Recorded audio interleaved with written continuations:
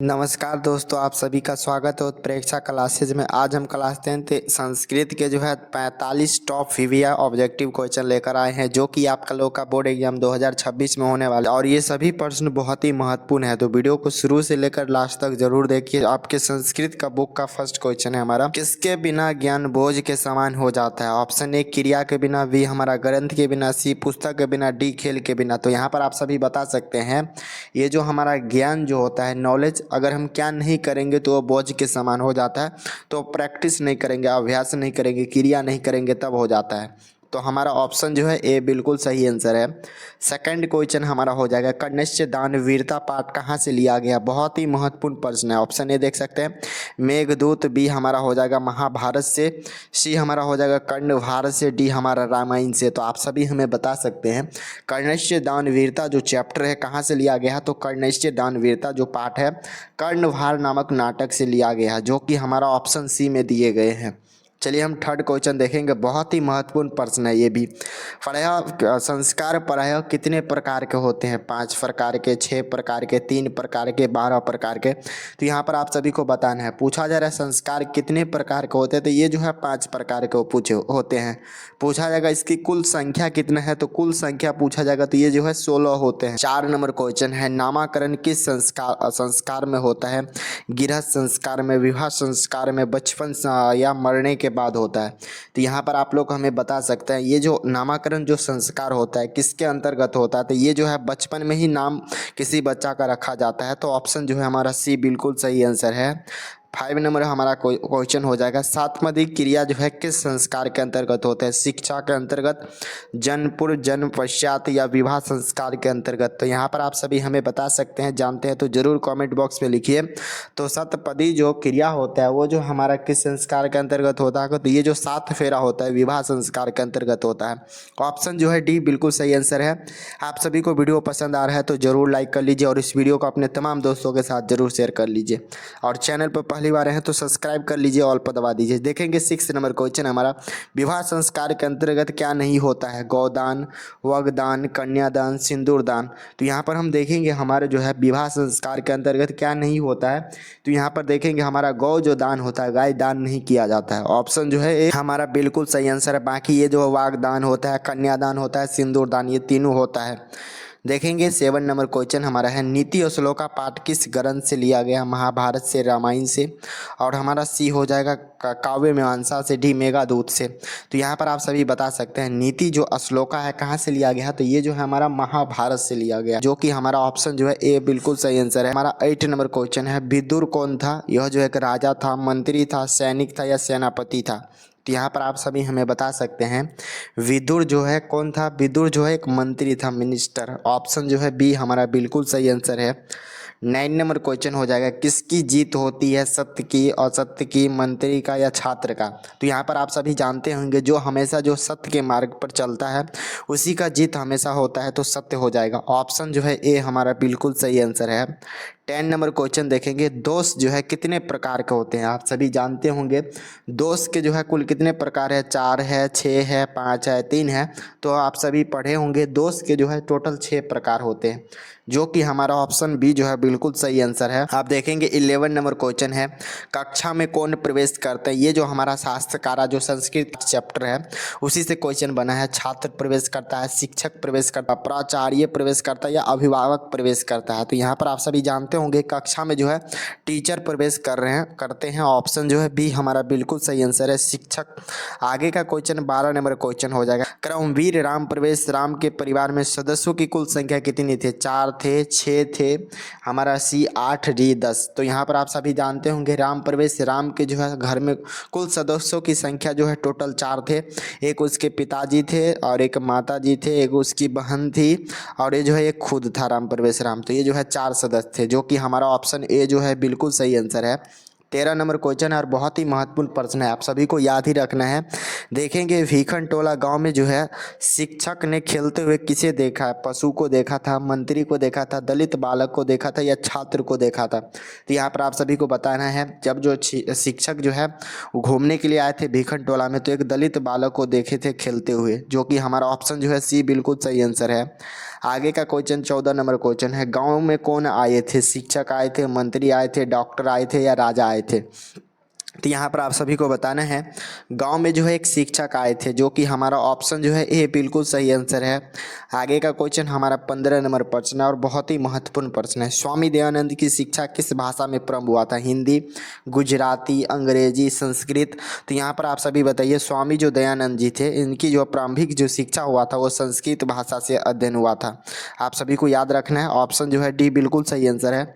16 number हमारा question हो जाएगा, आप सभी को याद रखना है, आर्य समाज के संस्थापक कौन है? विवेकानंद जी, राम प्रवेश राम जी, स्वामी दयानंद जी या चंद्रगुप्त मौर्य? तो यहाँ पर आप सभी बता सकते हैं, आर्य जो समाज था इसके जो संस्थापक बोला जाए तो स्वामी दयानंद जी थे। ऑप्शन जो है सी हमारा बिल्कुल सही आंसर है, आप सभी को याद रखना है। आगे का क्वेश्चन हमारा 17 नंबर क्वेश्चन हो जाएगा, स्वामी दयानंद ने जो है किसकी रचना की है? वेद का किया है, मेघदूतम का किया है, सी हमारा हो जाएगा सत्यार्थ प्रकाश का किया है, डी पुराण का किया है? तो आप सभी को बताना है, स्वामी दयानंद जी जो है किसकी रचना की है? तो सत्यार्थ प्रकाश नामक ग्रंथ की रचना की है, जो कि हमारा ऑप्शन जो है सी बिल्कुल सही आंसर है। अब हम आगे का क्वेश्चन 18 नंबर प्रश्न देखेंगे, सत्यार्थ प्रकाश नामक ग्रंथ किस भाषा में रचा गया था? तो यहाँ पर आप सभी बताइएंगे, हिंदी, बंगला, मराठी, संस्कृत? तो ये जो सत्यार्थ प्रकाश नामक जो ग्रंथ था उसको जो है सर्वप्रथम हिंदी भाषा में रचा गया था। ऑप्शन जो है ए बिल्कुल सही आंसर है। 19 नंबर क्वेश्चन और बहुत ही महत्वपूर्ण प्रश्न है, मंदाकिनी वर्णन पाठ रामायण के किस कांड से लिए गए हैं? बालकांड, लंका कांड, अरण्यम कांड, डी हमारा अयोध्या कांड? तो यहाँ पर आप सभी बता सकते हैं, मंदाकिनी जो वर्णन ये जो चैप्टर है किस कांड से लिए गए हैं? अयोध्या कांड से लिए गए हैं। ऑप्शन जो है डी हमारा बिल्कुल सही आंसर है। 20 नंबर क्वेश्चन हमारा, मंदाकिनी नदी का जल किसके पीने से गंदा हो रहा था? खरगोश, गाय, मोर, हिरन? पर आप सभी को बताना है, मंदाकिनी नदी का जल जो है किसके पीने से गंदा हो रहा था? तो यहाँ पर हरिण, जिसको हम हिरन बोलते हैं, इसी के। ऑप्शन जो है डी हमारा बिल्कुल सही आंसर है। आगे का क्वेश्चन 21 नंबर क्वेश्चन है, कर्ण किस देश के राजा है? मगध का, राजगृह का, अंग का या गोकुल का? तो यहाँ पर आप सभी जानते होंगे, कर्ण जो है किस देश का राजा था? तो कर्ण जो है अंग देश का राजा था। ऑप्शन जो है सी हमारा बिल्कुल सही आंसर है। अब 22 नंबर क्वेश्चन हो जाएगा, कर्ण किसके पक्ष से युद्ध कर रहा था महाभारत में? पांडव के पक्ष से, कौरव के पक्ष से, सी हमारा कृष्ण के पक्ष से, डी विदुर के पक्ष से? तो यहाँ पर आप सभी जानते हैं, जरूर कमेंट बॉक्स में लिखिए। ये जो हमारा कर्ण जो था कौरवों के पक्ष से जो है युद्ध कर रहे थे, जो कि हमारा ऑप्शन बी में दिए गए हैं। अब हमारा 23 नंबर क्वेश्चन है, सर्वप्रथम कर्ण क्या देता है? वज्जी देता है, कनक देता है, चांदी देता है, गोशस्त्र देता है? तो यहाँ पर आप सभी को बताना है, सर्वप्रथम पूछा जाएगा कर्ण ने क्या देने की बात कही? तो गोशस्त्र यानी जो है हजारों गाय देने की बात, गोदान। ऑप्शन जो है डी हमारा बिल्कुल सही आंसर है। अब हम आगे का क्वेश्चन देखेंगे, 24 नंबर क्वेश्चन, अशांति किसका विनाश का कारण है? मानवता का, लड़कपन का, बुढ़ापा का या युवा का? तो यहाँ पर आप सभी देख सकते हैं, अशांति जब होता है तो इसमें जो है मानवता का विनाश होता है, मानव सबका विनाश होना स्टार्ट होता है। ऑप्शन जो है ए हमारा बिल्कुल सही आंसर है। 25 नंबर क्वेश्चन देखेंगे, विश्व को नष्ट करने के लिए किसका निर्माण हो रहा है? बंदूक का, अस्त्र का, शस्त्र का या ग्रंथ का? पूरे विश्व को जो हम नष्ट करने के लिए किसका निर्माण कर रहा है मनुष्य सब?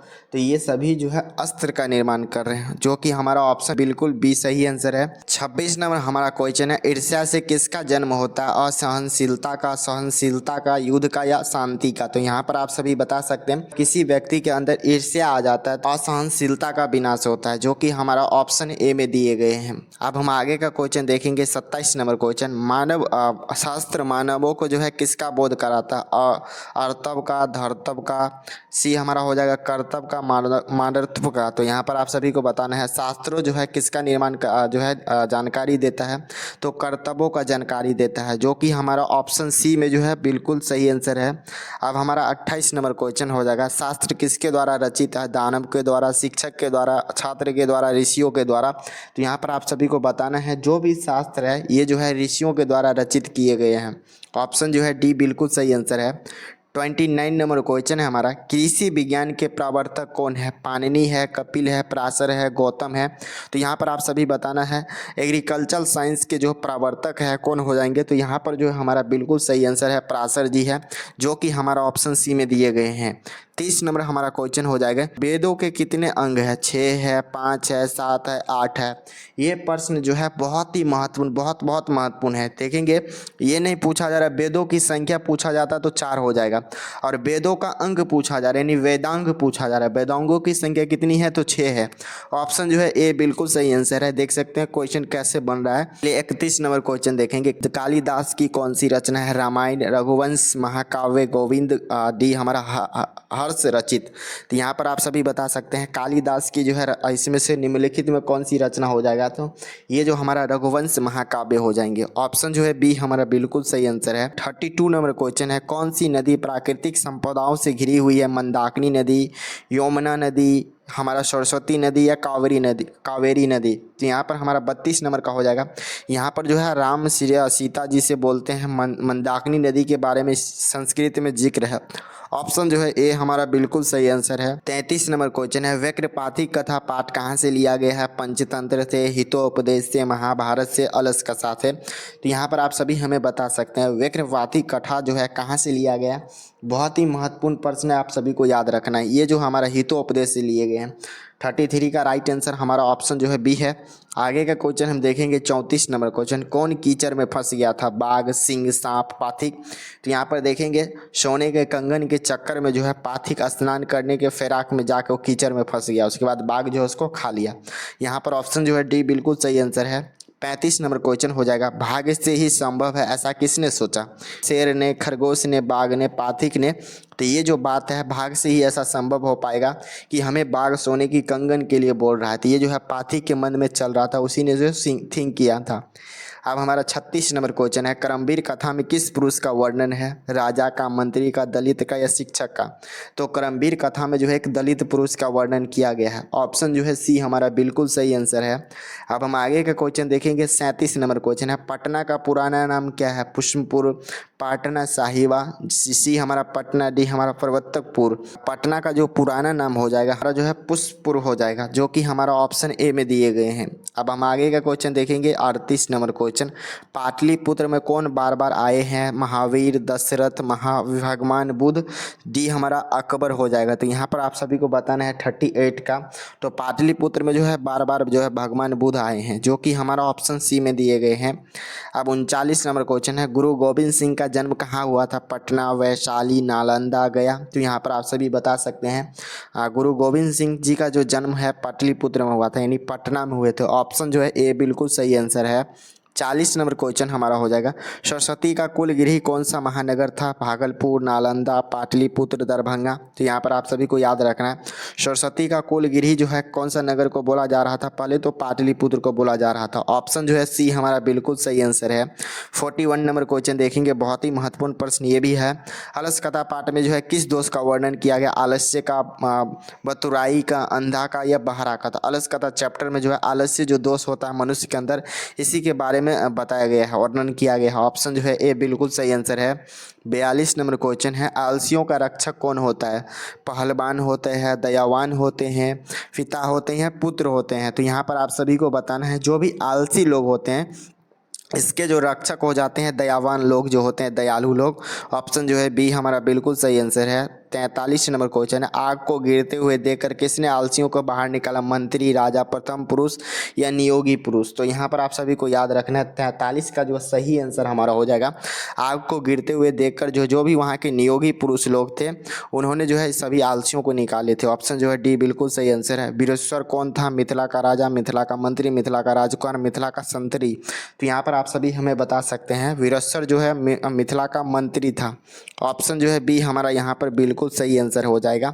और इस वीडियो का लास्ट प्रश्न है हमारा 45 नंबर पर, संस्कृत साहित्य लेखिका किस पाठ का वर्णन है? कथा का, नाटक का, वार्तालाप का, या निबंध का? तो देखेंगे संस्कृत साहित्य लेखिका में जो देखेंगे तो ये जो है निबंध का जो है पाठ है। ऑप्शन जो है डी हमारा बिल्कुल सही आंसर है। आप सभी को कमेंट बॉक्स में लिखना ये जो 45 है कितने % सही किए जरूर लिखिए। चैनल पर पहली बार आए हैं सब्सक्राइब करके ऑल पर दबा दीजिए। इस वीडियो को तमाम दोस्तों के साथ जरूर शेयर कीजिए। इसका PDF जो है हमारे टेलीग्राम का लिंक जो है वीडियो के डिस्क्रिप्शन बॉक्स में से फ्री में ले सकते हैं। चलिए मिलेंगे अगली वीडियो में, तब तक के लिए पढ़ाई कीजिए। जय हिंद।